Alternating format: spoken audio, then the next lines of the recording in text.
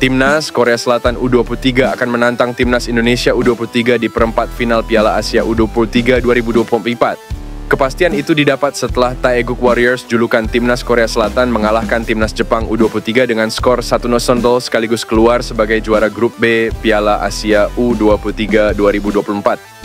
Sekadar diketahui, Timnas Korea Selatan U23 dan Timnas Jepang U23 bertemu di matchday pamungkas grup B Piala Asia U23 2024 yang berlangsung di Jassim Bin Hamad Stadium malam kemarin. Laga ini merupakan pertandingan penentu terkait tim mana yang finish sebagai juara dan runner-up grup B.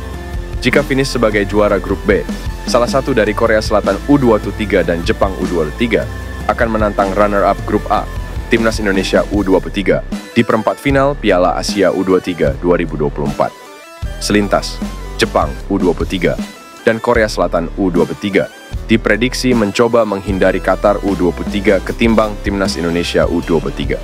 Sebab, status tuan rumah yang dimiliki membuat Timnas Qatar U23 kerap diuntungkan secara non-teknis.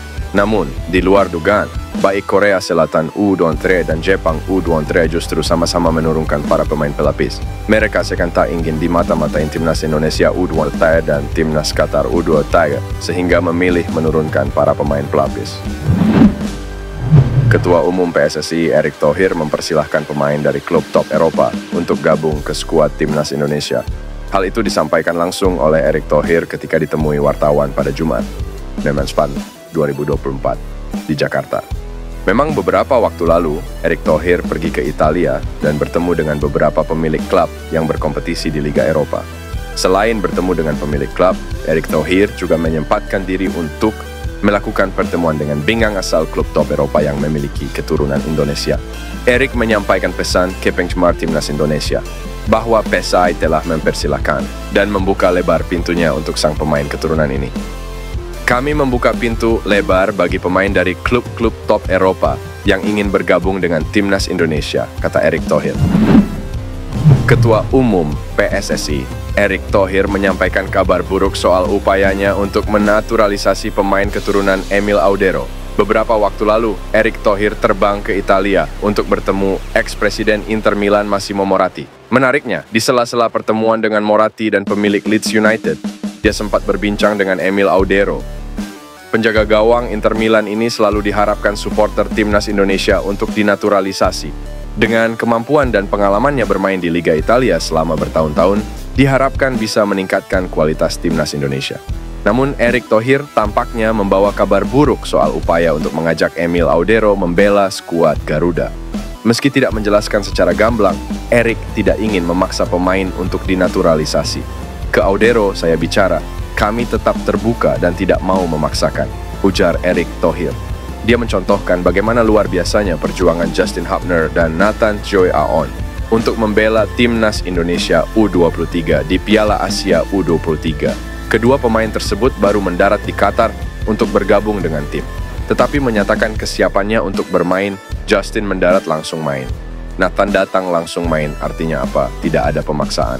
Mereka langsung main dengan resiko cedera, tetapi dia yang mau membela merah putih. Itu yang kita harapkan, katanya. Silakan cek, pemain yang ada di timnas ini ada stigma pemain bayaran. Mereka semua mau bela merah putih, semua transparan mereka ingin bela merah putih, ucapnya.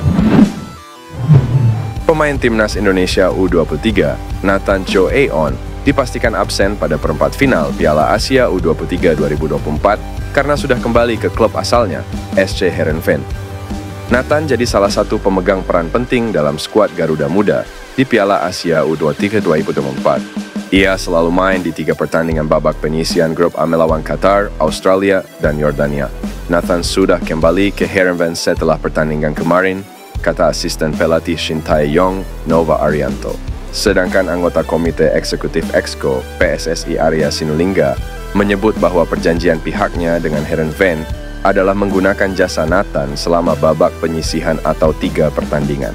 Awalnya, Heerenveen bahkan tidak memberikan izin Nathan bermain di Piala Asia U23. Alasan Heerenveen sempat menolak melepas Nathan karena Piala Asia U23 2024 tak masuk agenda FIFA, sehingga klub tak memiliki kewajiban untuk menyerahkan pemainnya ke negara masing-masing. Awalnya mereka tidak mau lepas karena bukan agenda FIFA. Tapi akhirnya kami minta Nathan dilepas sampai babak 8 besar atau lolos grup.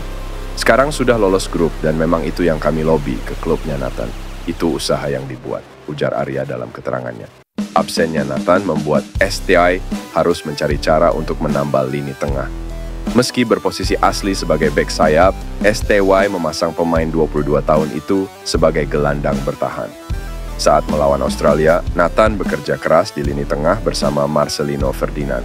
Tak adanya Ivar Jenner yang terkena sanksi 2 kartu kuning membuat Nathan harus menjelajah nyaris seluruh lapangan untuk mengatur tempo pertandingan. Tugasnya sedikit lebih ringan saat Ivar Jenner sudah kembali tampil saat melawan Yordania. Kualitas stamina yang tinggi memudahkan performa Nathan dalam bermain 90 menit dalam 2 pertandingan terakhir.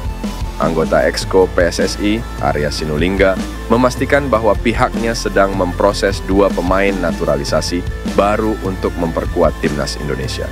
Meski begitu, Arya tidak mau menyebutkan 2 nama pemain tersebut.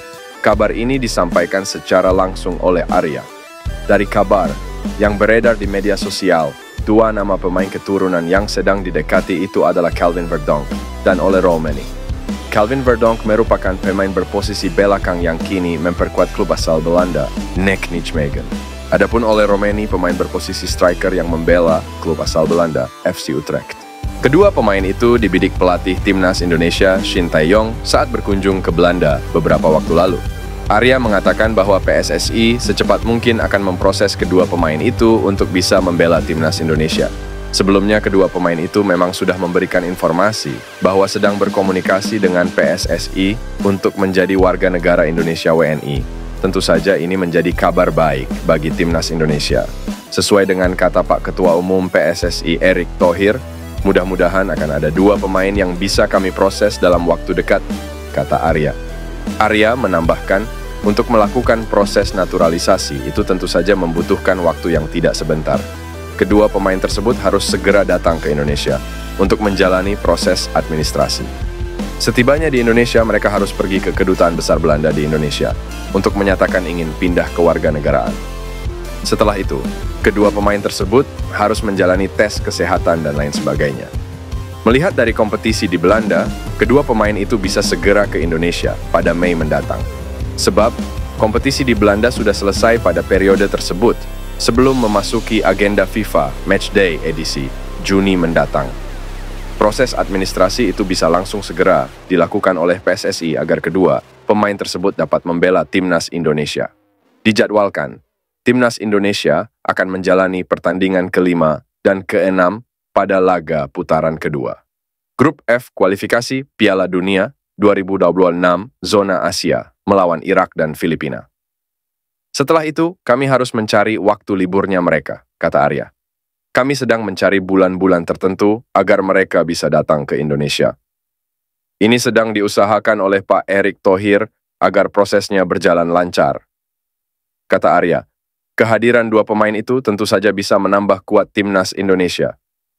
Terlebih, timnas Indonesia sedang membidik bisa melaju ke putaran ketiga kualifikasi Piala Dunia 2026 zona Asia.